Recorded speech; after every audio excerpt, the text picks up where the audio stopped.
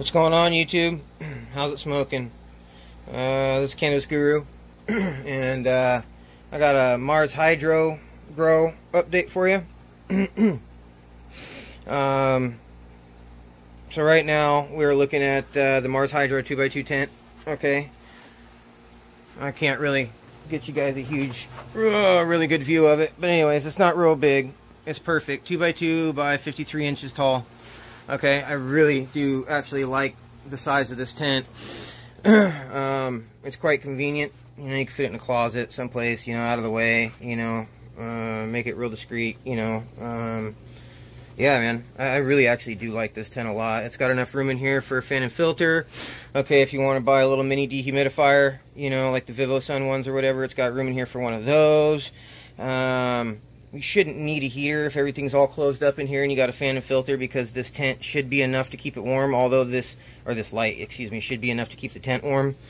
But the light doesn't put off a whole lot of heat, you know what I'm saying? So don't get me wrong, I've had this thing sealed all the way up and it gets up to like, what, 80 degrees or some shit like that in here. It doesn't get super hot, okay? I mean, granted, this stuff is warm to the touch, okay, maybe a little bit warmer than warm to the touch. However, as far as like heat coming off of it, like actually radiating from it, is very little to none. Okay, so I really like that. I like the dimming function on the TS1000. Oh yeah, if I didn't already say it, this is a TS1000 right there. Okay, it's 150 watt ballast, as you can see right there. It's upside down, but the way it is. And it's got the dimming option, a knob, so you use a little Phillips head screwdriver and you stick it down in there and it will dim it. Okay, I've tried it out already, it works, but I got mine at full blast. There's really no need for me to dim it down. I'm not doing clones or anything like that. Okay, plus it's only 150 watts, but the light's super intense, man. I'll be honest with you, the light intensity with this TS1000 right here, okay, along with this versus this HID, you know, the metal halide, this is at 630 watts. So you can see the intensity here versus the intensity here. It's more intense, I feel, in the Mars Hydro tent. The TS1000 is more intense, and it's only 150 watts. Go figure. It's got a great coverage area for this 2x2. I gotta get a spec sheet so I can run off some numbers for you guys on this. But from what I did read, it said that this generally does a 3x3 veg area. Now this is a 2x2 and it's working excellent. The coverage is perfect. You know, I no complaints at all. You know what I'm saying? So yeah, it's just really all around a good light. Okay. So now I've transplanted these. As you can see, the other day actually I did a transplanting video yesterday, and dropped that one, and these were included. And so I went ahead and did that. I added some Mycos and Azos to the cocoa, okay, in the hole that I had created for the plant. So finally got a hold of some Azos for a respectable price, instead of being like $40-something for a freaking small bag, you know what I mean? I ended up getting one for, what was it, like 24 bucks or less. So finally, you know what I'm saying? So I picked up one of those. It's my first time using Azos, but from what I have seen, the results are killer. All right, look at MG1's plants. Anyways, so yeah, I went ahead and did that. And also, you'll notice some discoloration. It's magnesium toxicity. All right, they were CalMag deficient. Mainly magnesium deficient. After I put them under this light, they started becoming deficient, okay? And this one right here was yellowed out. Well, light green when I put it in here. It was getting overwatered from being on the flood and drain table, I guess. Or not fed enough, something. So anyways, once I put them in here, alright, started giving them CalMag because of the LED. They just blew up. And I only gave it 3 mils per gallon of the CalMag, right? But I had to stop giving it to them. Because, as you can see, the toxicity. Okay, but they're starting to pull out of it. I don't give them any CalMag at all anymore. Okay, not unless they actually need it, because I don't want to burn the plants. All right, like I already have started to. Okay, but I caught it in time, so they're turning out all right. I can't really lift these that well, okay, because I just had wrist surgery done on both wrists. Bilateral carpal tunnel full release. It's the second time I've had to have this done. First time was December of 2018. So, yeah, really shitty. It sucks. But it is what it is. Hopefully I can regain more use of my hands. Get a little bit more dexterity back out of them. So, it really sucks, especially when you can't swing a hammer. Anyways, enough of that bullshit. But, yeah, I wanted to do a Mars Hydro update. I'm doing weekly. Try and drop them on Sundays. Every Sunday. But, yeah, look at these, dude. This light's killing it. It really is. This TS1000 is a great light. You know what I mean? I was skeptical at first. But I'll tell you what, dude, all of my skepticism has been brushed aside. Fully confident in this light. I wouldn't be putting my reputation behind this light if it wasn't worth it. Okay? Granted, I'm not a big time YouTuber, you know what I'm saying? My channel's not blowing up or anything like that, you know, but I'm slowly chipping away at it. But I'm not going to ruin that reputation for a light, you know what I'm saying, no matter who makes it. So, but this light right here, I can put my name behind it. For sure. 100%. Recommend it to anybody. I'm actually really impressed with the Mars Hydro TS1000. So, I think my next investment, I'm going to jump up to the 2000 or the 3000. I think they only have a TS4000. Something like that. I'm going to work my way up through the TS line. Okay. And, see how things go, you know what I mean? So far, I'm really impressed. Really, really impressed with this fucking light. I need to get you guys, like I said, a spec sheet so I can run off the par numbers, okay? Because the par numbers on this light are really good. Really, really good. I just don't have them at hand right now. So I will get those and possibly squeeze it into this video and give you guys some par numbers, alright? So, but yeah, this tent, as far as the tent goes, really nice. Really like it. 1680D, nice and thick. The outer layer, okay, is water resistant, waterproof. The water just beads up on it, doesn't soak through. Okay, so that's really nice. I figured that one out. She does not come with a clear, I don't even know what you would call that. It's not Lexan, but a clear window right here. It's just got the screen, which is just fine. It really is. It's just fine. The screen's the way they have them set up, you know, it's really nice. I get good airflow from the bottom up through the top. Okay, right now the temperature in my room is a little bit low, but that's because I had it open. Okay, and the humidity is a little bit on the high side at 60%. So, you know, I'm going to be getting one of the mini VivoSun dehumidifiers for in here, and one of the 4-inch AC Infinity fan and filters for in here, and that ought to straighten things right out, you know what I'm saying?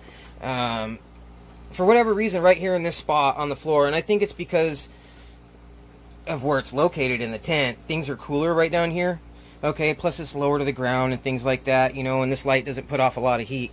So things in this room, I gotta have it bundled up just right as far as the screens and stuff go to keep the environment right where it needs to be. You know, so far the plants are handling it well, but I just gotta get those few small pieces of equipment, and it won't be a big deal. They're actually really cheap.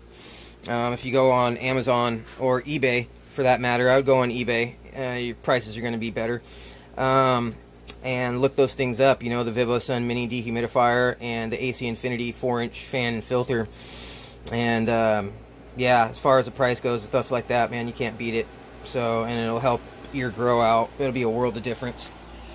But yeah, so I'm actually top feeding these now. I'm not giving them, I'm not bottom feeding them anymore, okay, because of the mycorrhizal mycosinazos that I have in here, okay, it's all around in there, of course, you know what I mean, so, yeah, feed it from the top. This one got backfilled, okay, let's see if I can get in there and with my gimpy hands.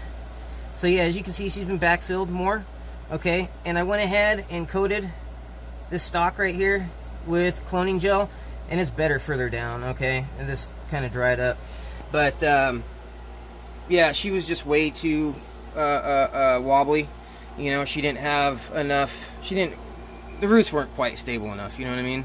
As you can see, look at that. And then you come over here to this one, and it's a lot better, see that?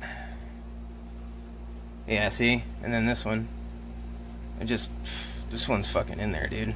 So, and this stalk on this one right here is really nice. This plant has had a couple of haircuts.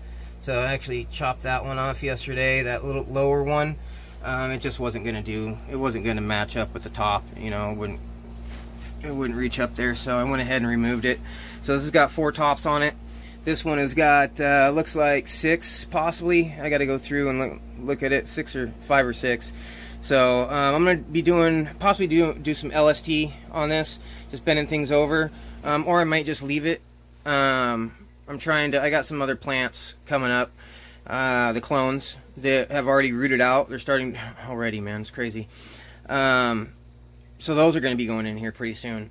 Well, they're going to need to go somewhere, you know what I'm saying? So these will actually, once they get stable in these 1-gallon pots, I think what I'm going to go ahead and do is maybe flower them out in these 1-gallon pots. I don't know. I guess I'll make that decision when I get to that point. But the other thing is, though, too, is a little bit of disappointing news. The seed pack that I was expecting to get just fell through, I guess. Supposedly it got sent. I never received it. So I don't know what happened. So I just assumed just let it be. So I'll have to order some seeds here soon. As soon as I got the money. I really need some new genetics. But I'm going to try some different things with this strain, okay? This last run, I got a lot of frickin' foxtails, you know what I'm saying? And there was some, you know, and I know what I did wrong. You know, we've gone over this before in the previous videos. And there were some certain things that were kind of out of my control. One being the height of the plants, you know, being too close to the light. I mean, some of the stuff was under my control, you know, but other things I didn't expect it to be that, this strain to be that sensitive, okay? So I'm going to keep them further away from the light this time. Okay, I'm not going to overfeed them as much as I did, especially with the magnesium, because that's what caused a lot of the foxtailing. And I'm just going to tone it down some, okay, and see if I can't get some better results. The potency's there, you know what I'm saying? Don't get me wrong on that. Frosty as fuck, you know, the foxtails needed to go on that one. And I know what I did wrong. I know what I can do to fix it. I really want to get this strain mastered. However, I'm kind of reluctant to put that much effort into it just because of the potency. And it's not a super popular strain, you know what I'm saying? It doesn't have that big, it's not a heavy hitter. And so I need to get some genetics. I like the heavy hitters, you know what I'm saying? High yield, high THC, you know what I'm saying? Indica dominant. Even like a 70-30, you know, indica sativa mix is okay, you know, 60-40. But generally I try to stay with the heavy indicas. I just like how it relaxes me, you know what I'm saying? It relaxes my muscles, shuts my brain down, so I don't have any, you know, these freaking just constant random thoughts. You know, because I suffer from some mental illness. So, believe it or not, cannabis helps out with that. It helps even things out in my brain, slow things down, to where I'm just not constantly, you know, just going a million miles an hour, you know. My ADHD, I take medication for that too. And this on top of that, it really helps. I'll be honest with you, some doctors would beg to differ, you know, but everybody's different. So, but anyways, yeah, so things are coming along really good in this Mars Hydro tent. Okay. Yeah, it's really good. You know, I got it parked right next to my Gorilla Grow tent. Okay. And I'll be honest with you, if you didn't know what you were looking for, you really wouldn't be able to tell much of a difference. You know what I'm saying? If this didn't have, yeah, we'll just leave it at that. So, yeah, this Mars Hydro tent's really nice. Built well. It really is. And for the price, you know, you can't beat it. So, but anyways, you guys, that is pretty much all I got for this round. I'll go ahead and put a link in the description below for where you can go ahead and pick up this light and tent. And yeah, that's pretty much it, you guys, for today. A little bit slow. Sorry about that. So if you have any comments or questions, go ahead and post them. Like the video. And please subscribe. Subscribe to see the rest of my grow. This is Cannabis Guru. Till next time, peace. Hey guys, here's the specs, and if you're interested in the lighter of the tent, I put a link in the description below. Happy growing. Peace.